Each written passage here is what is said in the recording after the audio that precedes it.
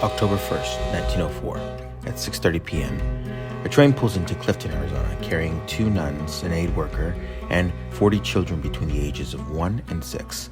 All of these children are Irish Catholics and considered to be orphans. Can you tell us a little bit about who was on the train?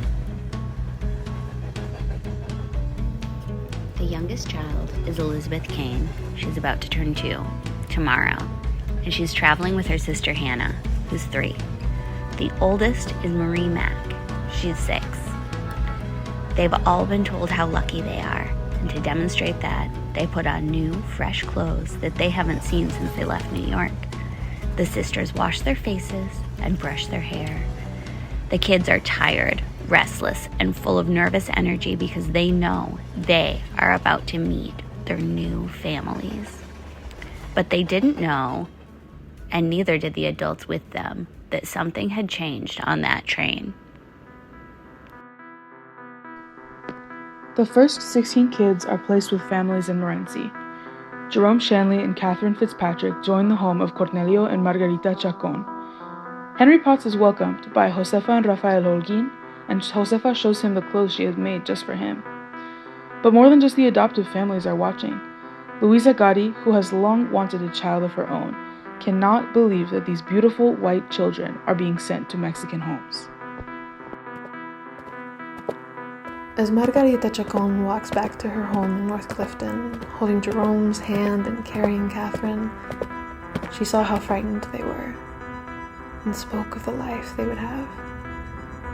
Margarita was good with children, having been around them often, but she longed for her own after several miscarriages.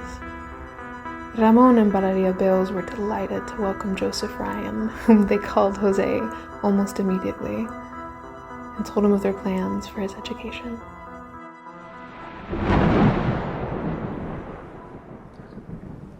Meanwhile, among the Anglo women, rumors began spreading, and so does rage. The group of women at the train station talked to each other, and before long, more than a dozen women had gathered, building a plan to save these children from their new homes. By the next morning, a plan had taken shape.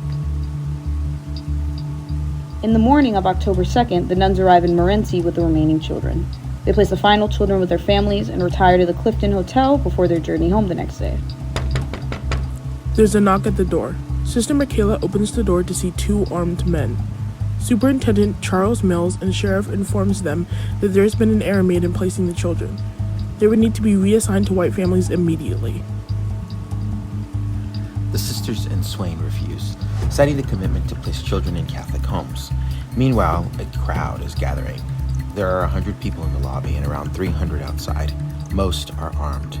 All of them are shouting insults and threats. Jake Abraham, the owner of the Clifton Hotel, holds a pistol to Swain's head. Others are holding tar, feathers, and rope.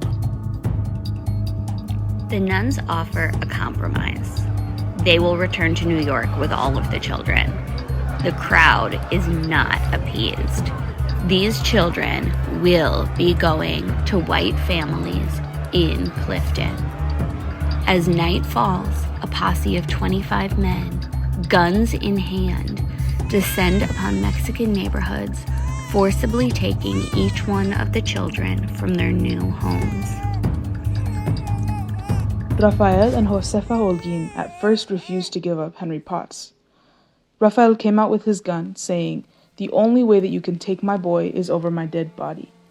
When they finally take the child away, both Josefa and Henry cry as she packs up the 2 sets of new clothes she had made just for him and a bag of homemade cookies so he wouldn't be hungry.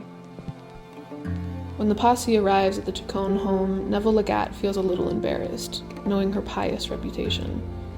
She speaks English as well as Spanish and invites the men into her home, explaining her love and care for her newly adopted children.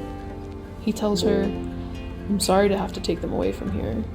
You're honest people, but the committee had decided if we were going to take one, we might as well take them all." Back at the Clifton Hotel, the Anglo women have gathered, waiting for the children to arrive. They make pallets on the floor out of blankets and attempt to comfort the crying children. Most of the kids are soaked, having been carried through the rain. Some of them get sick. All of them are scared, confused, and exhausted. 2-year-old Josephine Kokorin is singing wildly and doesn't stop until she falls asleep around 2 a.m.